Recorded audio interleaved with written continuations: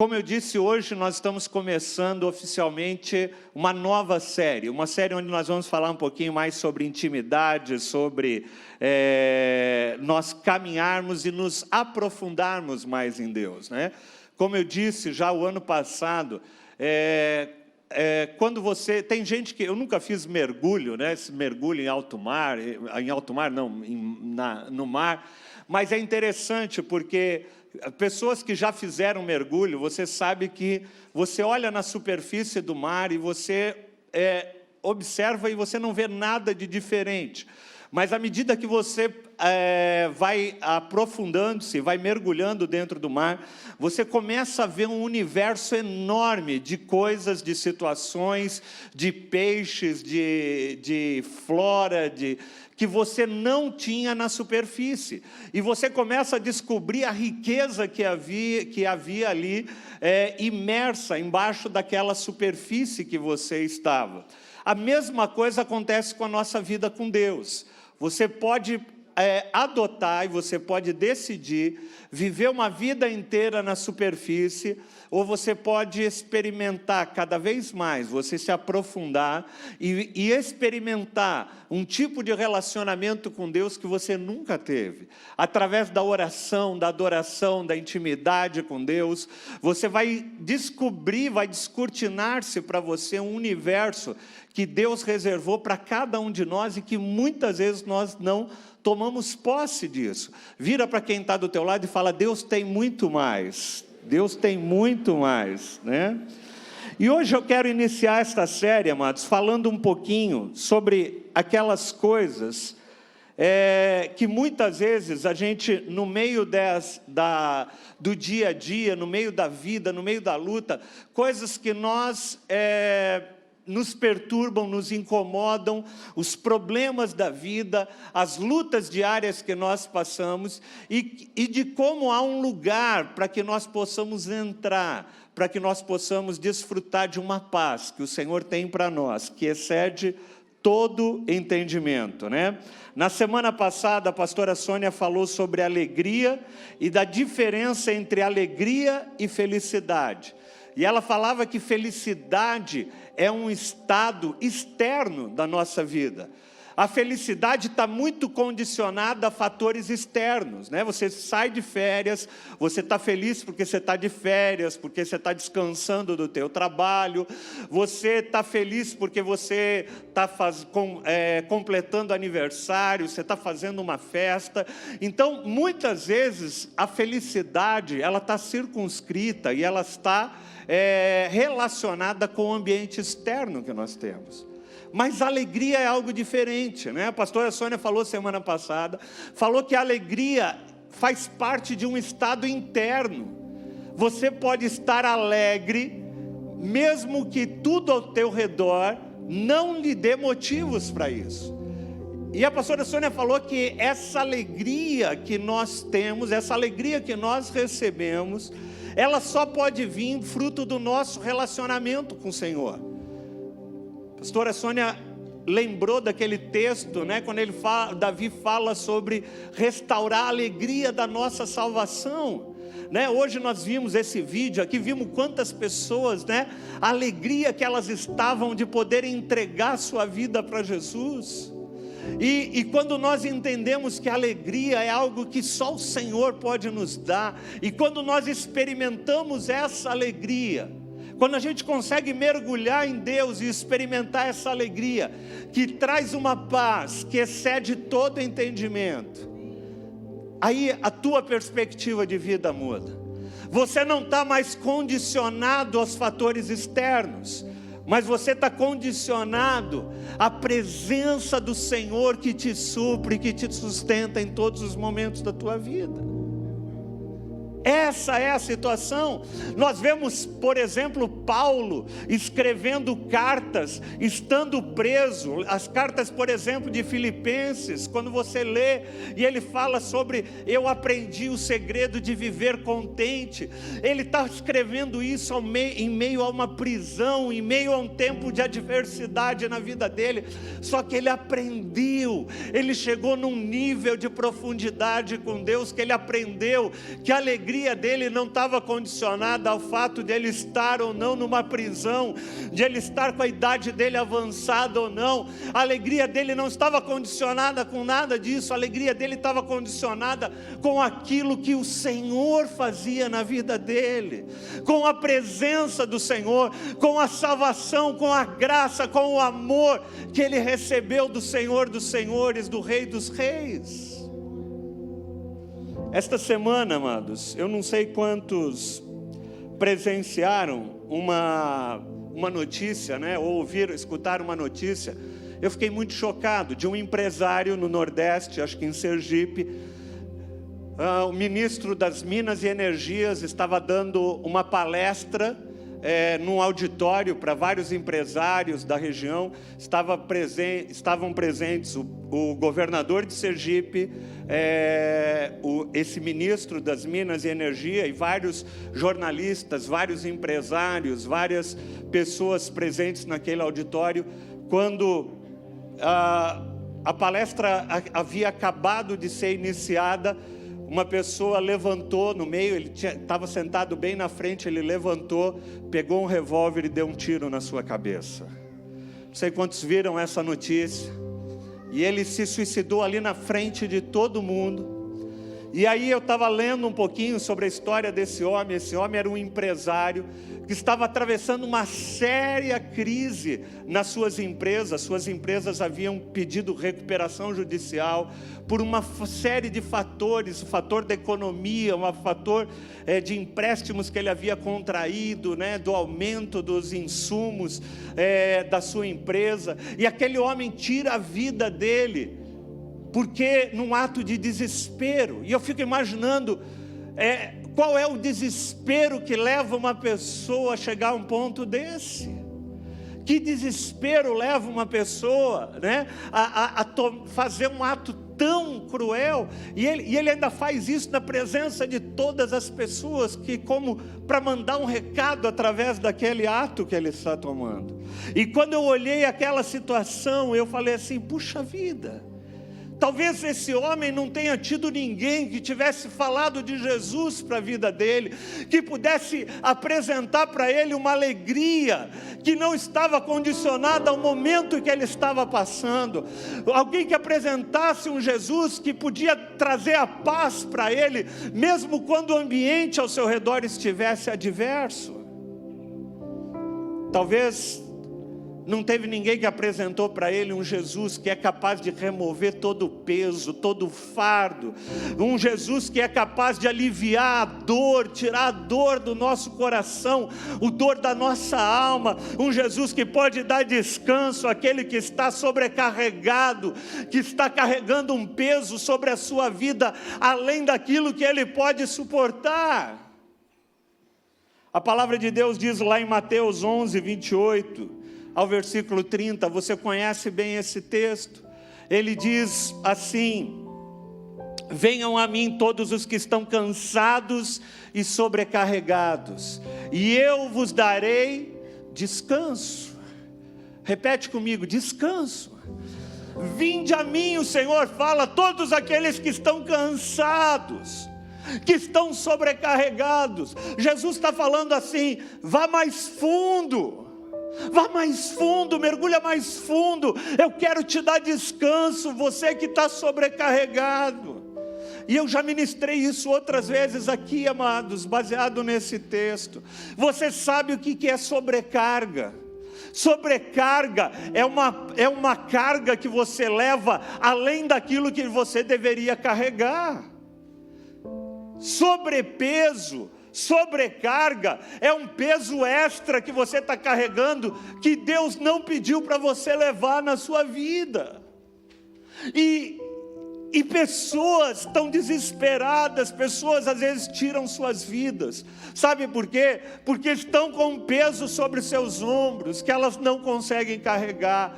Mas o Senhor continua o texto e fala assim: tomem sobre vocês o meu jugo e aprendam de mim, pois eu sou manso e humilde de coração, e vocês encontrarão descanso. Repete comigo, descanso. Você que está cansado, o Senhor quer te dar descanso. Jesus está falando, você que está cansado, eu quero te dar descanso. Mas para isso você precisa mergulhar mais fundo. Você precisa se apropriar daquilo que Jesus já fez naquela cruz por mim e por você.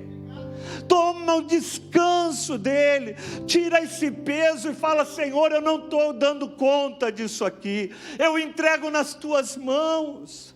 Tem coisas que eu posso fazer, mas tem coisas que eu não posso fazer, e aquilo que eu não posso fazer, eu entrego nas tuas mãos, Senhor Jesus. Eu trabalho, problemas às vezes em casa, familiar, saúde, tantas coisas vão nos acometendo, tantas coisas vão nos envolvendo, amados, e às vezes a gente vai ficando, é como se fosse realmente fardos que vão sendo colocados sobre as nossas costas. Eu não sei se você já viu, eu trabalhei muito tempo na construção civil, e tinha aquelas pessoas que eram os homens que descarregavam os caminhões de cimento, né? E um saco de cimento pesa normalmente 50, 60, entre 50 e 60 quilos. É quase que uma outra pessoa, né? E eles vinham e traziam e colocavam aquele peso em cima dos ombros daqueles carregadores, eles carregavam aquilo. E o Senhor está falando assim, cara, está muito pesado para você. Eu quero te dar descanso. Aprende de mim, que sou manso e humilde, e você vai encontrar descanso para a sua alma, para o seu interior, para aquilo que está lá dentro. Porque, gente, o peso que a gente carrega dentro do nosso coração, às vezes é infinitamente maior do que qualquer peso externo que a gente carrega. Pesos externos são fáceis de a gente aliviar, mas pesos internos, às vezes a gente não consegue. E o Senhor está falando, vem. E Ele diz assim, e Ele termina ainda dizendo assim, pois o meu jugo é suave, e o meu fardo é leve. É como se o Senhor chegasse e falasse assim, dá esse saco de cimento que você está carregando. E Ele tira. Ele fala, vou te dar um saco de bolha de isopor para você carregar agora.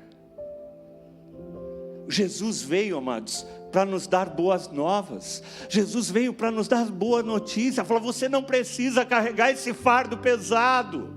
Aprende a descansar em mim, aprende a entregar isso a mim. Aprende a colocar isso nas minhas mãos. E aí a gente olha um mundo tão cheio, com tanta falta de esperança. As pessoas tirando a vida, se enfiando em vales profundos. E aí eu me lembro de um texto, lá em Mateus capítulo 4, a partir do versículo 13. E antes de eu ler, quero te dar só o contexto dele, né? Jesus havia acabado de se batizar, de ser batizado, né? No capítulo 4, no capítulo 3, ou melhor. E aí ele... Obrigado. No capítulo 3 ele acabava de ser batizado, e logo que Jesus é batizado, o texto diz depois no capítulo 4, que ele é conduzido pelo Espírito de Deus ao deserto para ser tentado. Nem Jesus passou ileso das tentações desse mundo, das lutas desse mundo. Deus não poupou nem o seu filho. E no capítulo 4 ele vai para o deserto, e ali no deserto ele é tentado. E você conhece a história, em tudo Jesus é tentado, mas em tudo Jesus resiste à tentação e não peca. Jesus estava ali no processo de iniciar a vida ministerial dele. Jesus só inicia a vida pública ministerial dele a partir desse episódio, a partir do batismo e da tentação, e a partir dali, e é o texto que nós vamos ler, ele sai para começar o ministério público dele. E olha o que diz a partir do versículo 13. Saindo de Nazaré, ele foi viver em Cafarnaum, que ficava junto ao mar, na região de Zebulon e de Naftali, para cumprir o que fora dito pelo profeta Isaías. E aí abre aspas. terra de Zebulon e terra de Naftali, caminho do mar, além do Jordão, Galileia dos gentios. O povo que vivia nas trevas viu uma grande luz. Povo que vivia na escuridão passou a enxergar uma grande luz. E luz, amados, nos fala de esperança. Luz nos fala de perspectiva. Você já esteve num ambiente escuro, totalmente escuro, que você sai, sei lá, tateando pelas paredes para tentar achar um interruptor, e quando você acende o interruptor, parece que dá um alívio na sua vida.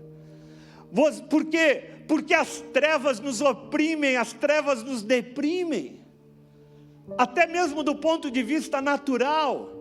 Eu estava vendo há pouco tempo atrás um documentário sobre países que ficam na região do Círculo Polar Ártico, como a Islândia, onde eles têm quase que 6 meses de tempo escuro.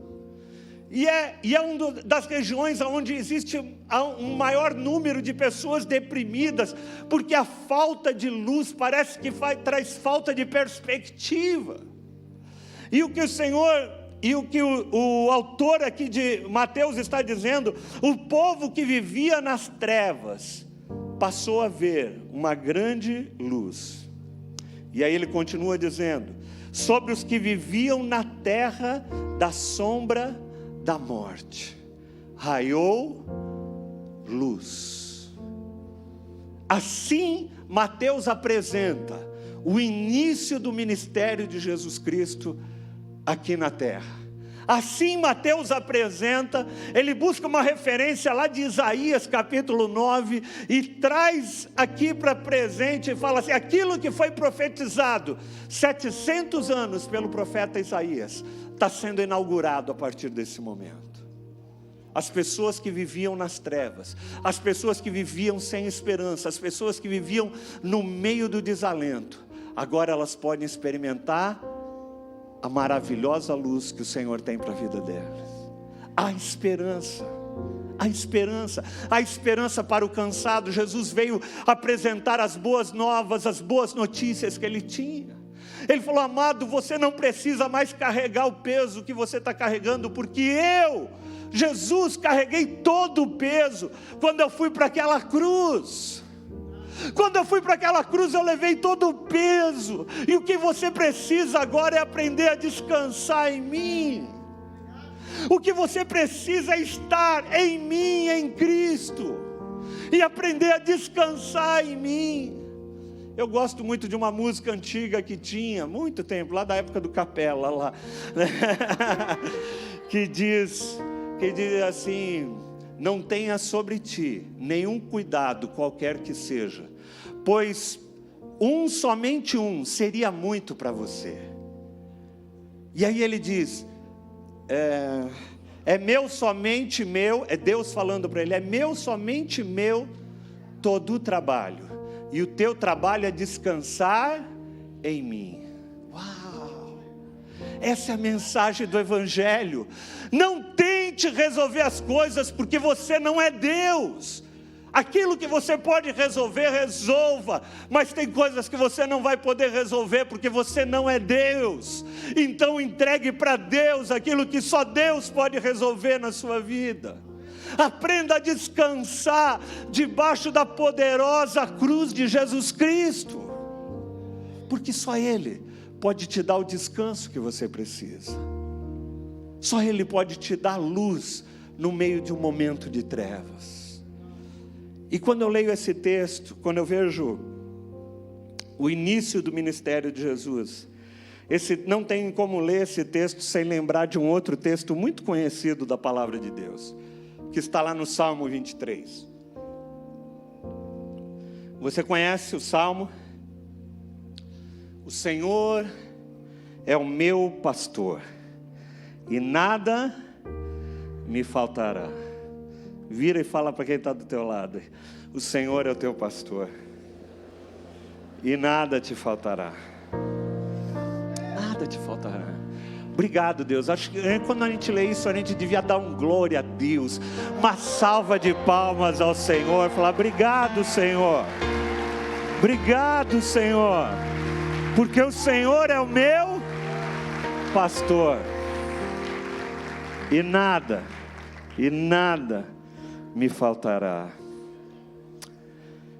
Em verdes pastagens o Senhor me faz repousar, e me conduz às águas tranquilas. Tem muita gente vivendo muitas águas agitadas. Eu sei que tem pessoas aqui que estão vivendo momentos da sua vida onde as águas parecem que estão agitadas. Você fala: pastor, eu estou mais para tempestade, para um maremoto, para um tsunami, do que para umas águas tranquilas. Mas o que o Senhor está falando aqui é que Ele vai te conduzir. Ele é o teu pastor, e Ele te conduzirá a pastagens, e me faz repousar, e me conduz às águas tranquilas. E aí Ele continua e fala assim: Ele restaura o meu vigor, Ele restaura a minha força, Ele restaura o meu ânimo. Jesus veio para nos dar boas novas, amados, para que você possa entender que eu e você não somos capazes, mas que Ele é capaz. Que o peso que nós deveríamos carregar, Ele carregou naquela cruz. Restaura-me, Senhor, o vigor, e guia-me nas veredas da justiça, por amor do seu nome. E aí o texto que eu queria destacar com vocês: ainda que eu ande pelo vale da sombra da morte. Coloca o outro texto, por favor, a outra versão. Ainda que eu ande pelo vale da sombra da morte, eu não temerei mal algum. Por quê? Porque tu estás comigo. Aleluia, Senhor. Ainda que eu ande por esse vale de sombra da morte, eu não temerei mal algum, porque tu estás comigo. Davi escreveu isso, amados, mais de 700 anos antes de Mateus anunciar e falar assim: o povo que vivia nas trevas viu uma grande luz, e sobre os que viviam na terra da sombra da morte raiou uma luz. Davi foi chamado um homem segundo o coração de Deus, porque se você conhece a história de Davi, amados, Davi passou lutas na sua vida pessoal, como líder. Ele passou traições, ele passou perseguições, ele passou pelo pão que o diabo amassou, ele passou por conflitos familiares dentro da sua casa, dentro da sua família, ele passou por problemas pessoais dele mesmo, fruto do pecado da vida dele. Mas ele escreve: Senhor, ainda que eu ande pelo vale da sombra da morte, eu não temerei mal nenhum, porque tu estás comigo. O teu bordão e o teu cajado me consolam. E eu queria me ater um pouquinho nesse versículo 4.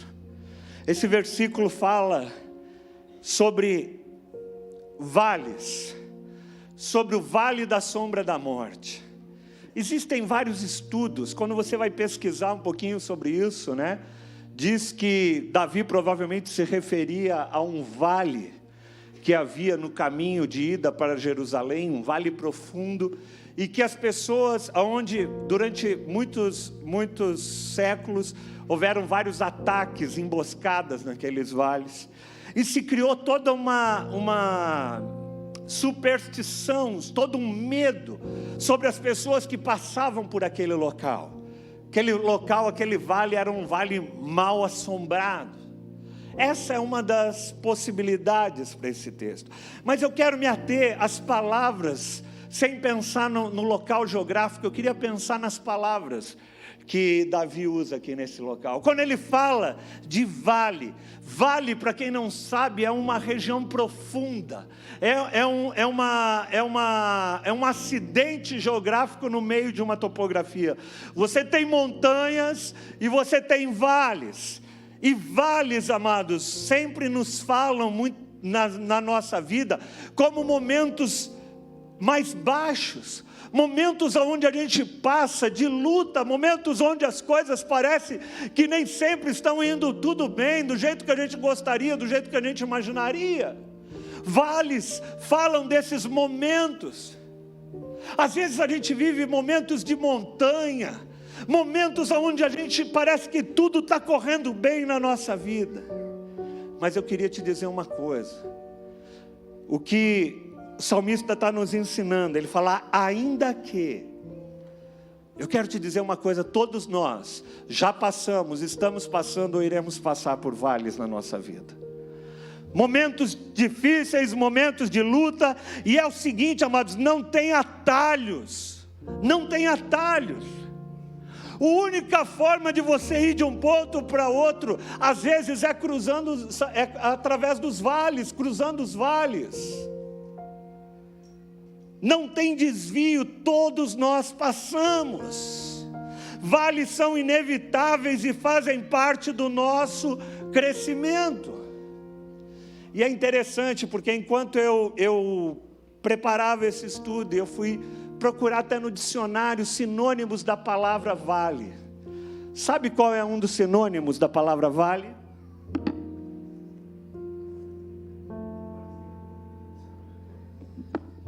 Um dos sinônimos da palavra vale é depressão. Interessante, né? Depressão. Por quê? Depressão é esse local baixo que a gente vai. Você já andou na estrada, você está viajando e de repente você está num planalto e de repente você mergulha e você vê aquela baixada toda, você vê aquele vale. Aquilo é uma depressão, é um local baixo. A palavra depressão, no aspecto geográfico, tem muito a ver com a palavra depressão no sentido psicológico ou da alma. É um local baixo da nossa vida. É um local de trevas. Eu estava vendo recentemente um documentário que passou no Globo Repórter, interessante, sobre uma cidade, acho que era na Noruega, né? Que ela ficava no meio de um vale, e o vale era tão profundo, e a vilazinha ficava lá no fundo do vale. Eu não sei quantos viram essa reportagem. E a luz do sol não conseguia bater nesse vale, porque tinha montanha de um lado, e quando o sol vinha de um lado, ele fazia sombra, e quando ele dava a volta do outro lado, ele fazia sombra do outro lado. E aquela cidade não tinha nenhum momento do dia que possuía sol. E aí eles fizeram um artifício, né? Criaram grandes espelhos e colocaram nos morros, para que através daqueles espelhos o sol pudesse bater nele e refletir na cidade. Vales são muitas vezes locais onde não bate mais sol. São locais onde a gente mergulha e a gente não vê esperança, não vê vida, não vê nada na nossa frente que nos motive. Por isso que muitos mergulham nesse lugar e ficam nesse lugar e não conseguem sair. Porque o texto diz, ainda que eu ande pelo vale da sombra da morte, eu não temerei, eu não vou ter medo. Porque uma das coisas que o vale faz conosco é nos dar medo. A ausência de luz nos dá medo. A gente fica com medo do futuro. A gente fica pensando como é que vai ser o futuro dos nossos filhos, dos nossos netos, o meu futuro. Como é que vai ser a vida? E a gente começa a ficar com medo. A gente começa a ficar com medo do presente, com medo do futuro e lamentando pelo passado. Senhor diz ainda, Davi diz aqui, ainda que eu ande pelo vale da sombra da morte, eu não vou ter medo. Ainda que eu esteja num lugar muito baixo,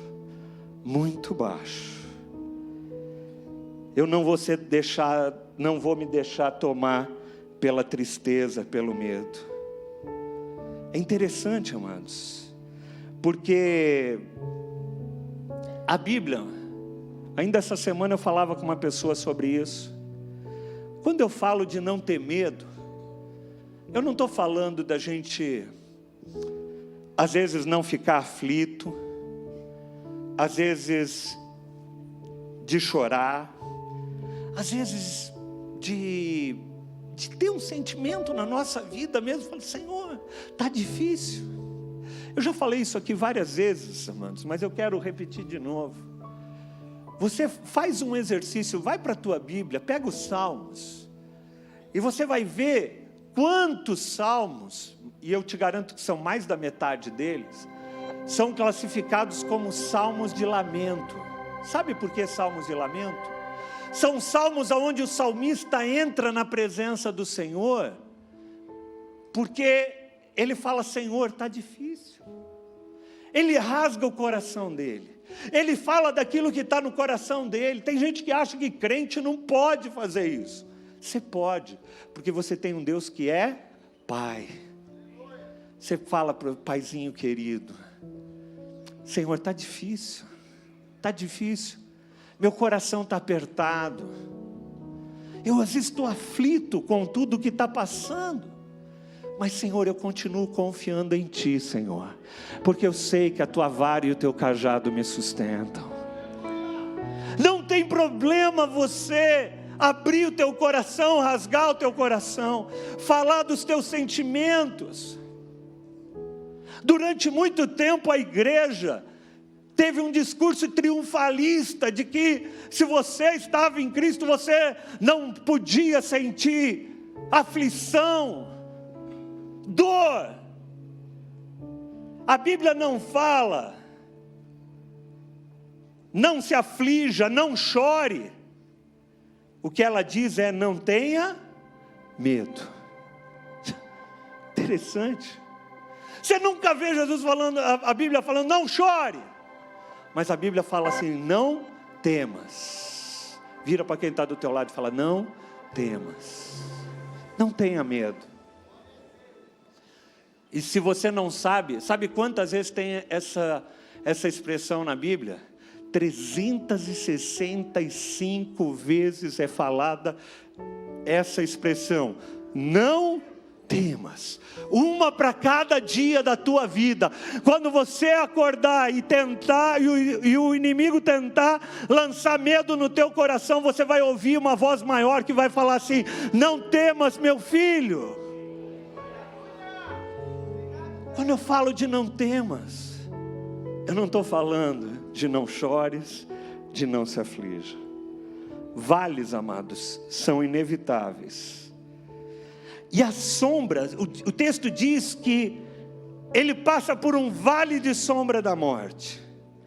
Às vezes a gente vê a sombra da nossa dívida, a sombra do conflito, a sombra do desânimo. E você já viu uma coisa interessante, amados?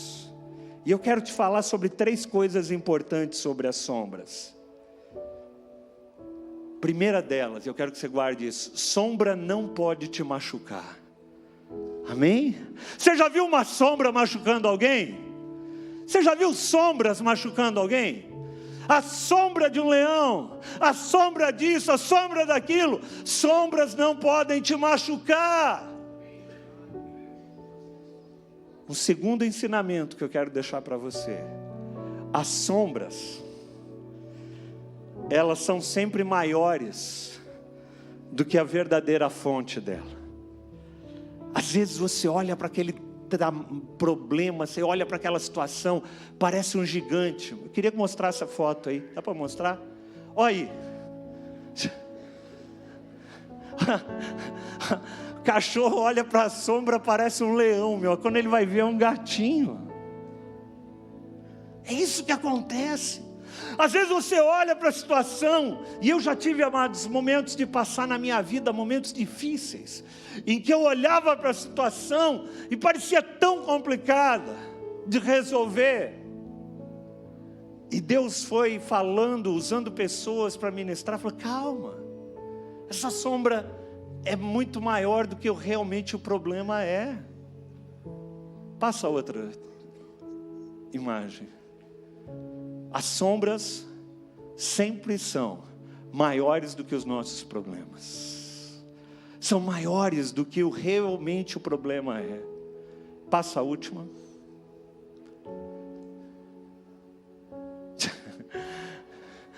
Essa é uma outra, né? Sabe o que o diabo faz? Está todo mundo vendo essa imagem, hein? Tá? Sabe o que o diabo muitas vezes faz, amados? Ele fica ali, ó, com um farolete, pegando os problemas e projetando eles de tal forma que você olha e você fala: meu Deus, eu não vou dar conta disso. A sombra, o vale da sombra da morte. Ensinamentos que eu queria que você guardasse sobre as sombras. Sombras não podem te machucar. As sombras sempre são maiores do que os problemas reais que a gente passa. E a terceira coisa que eu queria falar: onde quer que haja uma sombra, tem que haver uma luz. Onde quer que haja uma sombra, tem que haver luz. Sempre. Não tem jeito de fazer sombra num ambiente escuro, num ambiente fechado.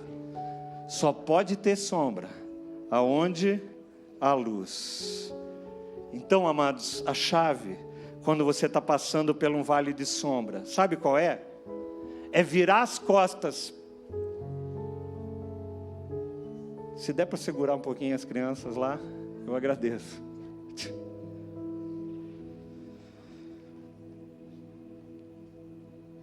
A chave para quando nós estamos passando pela sombra, sabe qual é? Vira as costas para a sombra e olha para a luz. Repete comigo: vira as costas para a sombra e olhe para a luz. Vira para quem está do teu lado e fala: vira as costas para a sombra e olha para a luz. Porque quando você mantém os seus olhos na luz, Jesus se apresenta como a luz do mundo. Lá no Salmo 142, o próprio Davi fala assim: quando o meu espírito se desanima, és tu quem conheces o caminho que eu devo seguir. O Senhor é a minha luz e a minha salvação, Salmo 27. A quem eu temerei? O Senhor é minha luz. Pode aparecer as sombras que forem. Por que eu vou ter medo? Quando os homens maus avançarem contra mim para me destruir, eles, os meus inimigos e os meus adversários, é que tropeçarão e cairão. Uau! Ainda que um exército se acampe contra mim, o meu coração não temerá. Ainda que se declare guerra contra mim, mesmo assim eu estarei confiante, porque uma coisa eu pedi ao Senhor, e é o que eu procuro, que eu possa viver na casa do Senhor todos os dias da minha vida, para contemplar a bondade do Senhor, e buscar a sua orientação no seu templo, pois no dia da adversidade, Ele me guardará protegido em sua habitação, no seu tabernáculo me esconderá, e me porá em segurança, sobre um grande rochedo. Uau! Você pode dar uma salva de palmas ao Senhor e fala: Senhor, esse é o meu Deus. Esse é o meu Deus. E eu queria chamar o pessoal do louvor aqui à frente. E eu queria que pusesse a última imagem aí.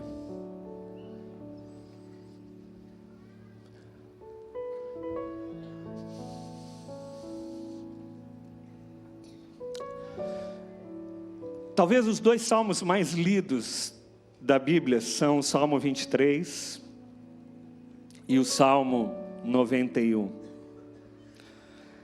Salmo 91 diz: aquele que habita no abrigo do Altíssimo e descansa aonde? Na sombra do Todo-Poderoso. É esse lugar, é essa sombra que o Senhor quer nos levar para descansar. Tem a sombra do vale da morte, que nos aterroriza, que quer nos colocar medo. Mas existe um lugar que diz que aquele que habita no abrigo do Altíssimo descansa à sombra do Todo-Poderoso, pois tu és a meu refúgio e a minha fortaleza, e o meu Deus em quem eu confio.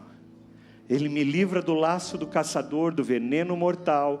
Ele cobre com suas penas, e sob suas asas você encontrará refúgio, e a fidelidade dele será o seu escudo protetor. Poderia continuar lendo aqui, mas eu quero que você aprenda, amados, a descansar na cruz de Cristo. Jesus pagou um alto preço para que você não viva atemorizado pelas sombras que acontecem na tua vida. Jesus levou sobre ele nosso pecado, as nossas culpas, para que nós pudéssemos ter vida e vida em abundância.